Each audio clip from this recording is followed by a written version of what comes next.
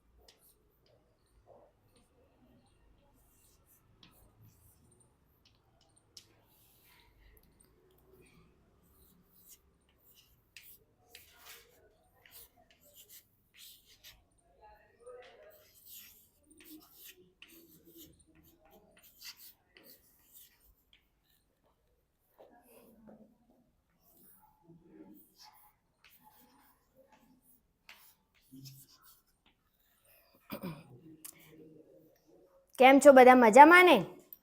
કેવી છે તબિયત બધાની? સરસ. બરાબર. તો આજે આપણે વિજ્ઞાન વિશે ભણીશું. બરાબર. વિજ્ઞાન વિશે તમે બધા જાણો છો ને? વિજ્ઞાન બધાને ગમે છે કે નથી ગમતું? ગમે છે? ના ગમતું હોય તો આજે થોડું ગમાડીશું. બરાબર. તો આજે આપણે વિજ્ઞાનમાં ભણીશું. તો સૌથી પહેલા આપણે એક પ્રયોગ કરીશું. પ્રયોગ કરવા તો બધાને ગમતા જ હશે. બરાબર. તો તમારામાંથી કોણ ઊભું થઈને પ્રયોગ કરવા આવશે? એક જ હાથ ઊંચો થયો. બરાબર. તમે?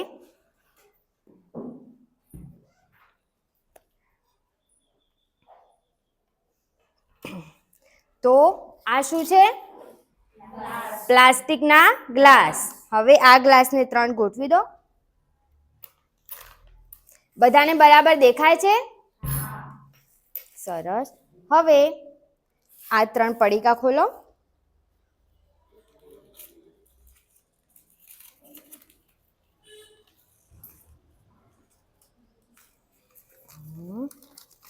શું છે આ?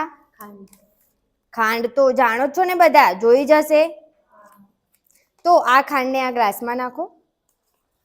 સૌથી પહેલા પાણી નાખો, પછી 3 ગ્લાસમાં અડધું અડધું પાણી ભરી દો. કોઈ બીજું મદદ માટે આવશે?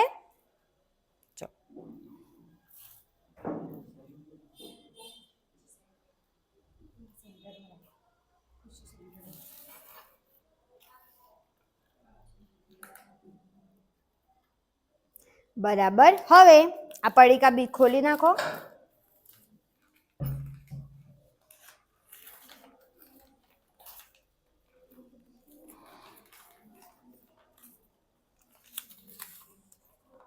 હવે આ 3માંથી સરખું માપ લઈને પાણીમાં નાખો.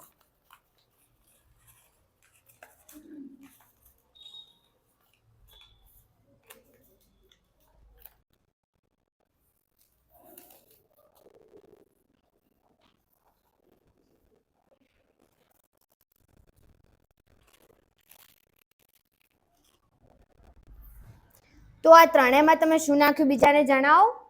પહેલા ગ્લાસમાં મીઠું નાખ્યું, બીજા ગ્લાસમાં ખાંડ અને ત્રીજા ગ્લાસમાં પાણી. બરાબર. હવે આને મિક્સ.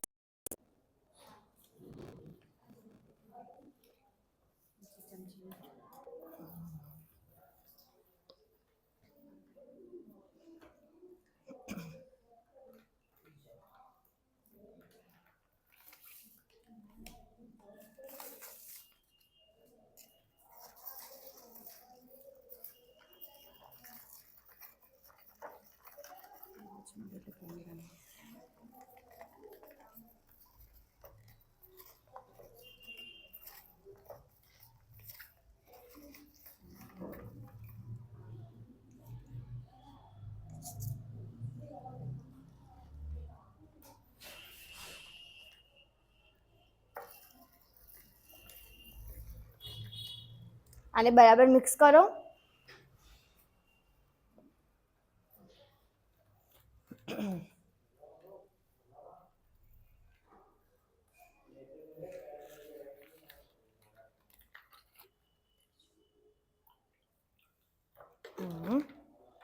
તો આ 3 ગ્લાસમાં આપણે ચમચી વડે તેમાં ખાંડ, મીઠું અને રેતી નાખી છે, જેને આપણે મિક્સ કરીએ છીએ. બરાબર? તો તમને બરાબર દેખાય છે પારદર્શક ગ્લાસમાં? તમે પ્રયોગનું અવલોકન કર્યું ને? હવે આ પ્રયોગ પરથી હું તમને કેટલાક પ્રશ્ન પૂછું છું. બરાબર? બેસી જાઓ. Thank you.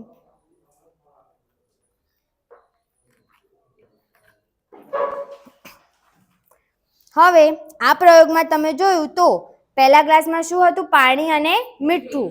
તો તમને ગ્લાસમાં મીઠું દેખાય છે ખરું? નથી દેખાતું? કોઈને દેખાતું હોય એવું કોઈ ખરું? કોઈ નથી? બરાબર. તો ગ્લાસમાં મીઠું ઓગળી ગયું છે.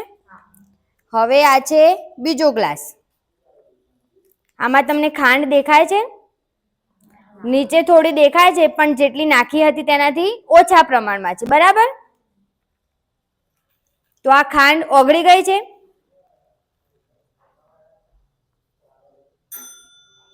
હવે આ શું હતું? રેતી. તો આ રેતી તમને દેખાય છે? જેટલી હતી એટલી જ દેખાય છે કે ક્યાંક ગાયબ થઈ ગઈ? જેટલી હતી તેટલી જ છે ને? બરાબર.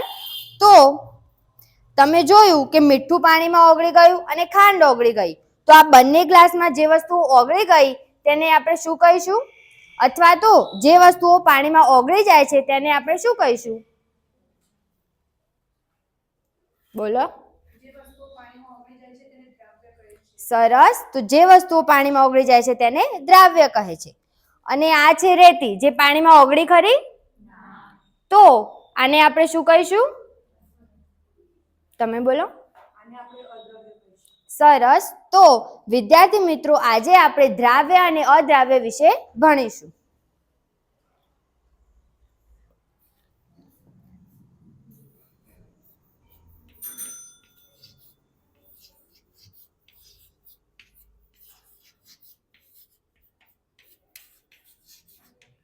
Thank you.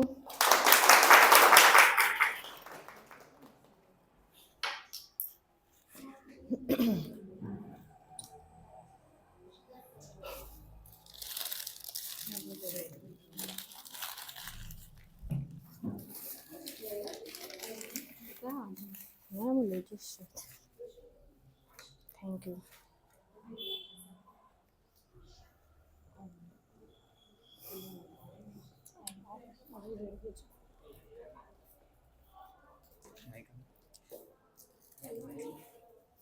માઇક આપી દો.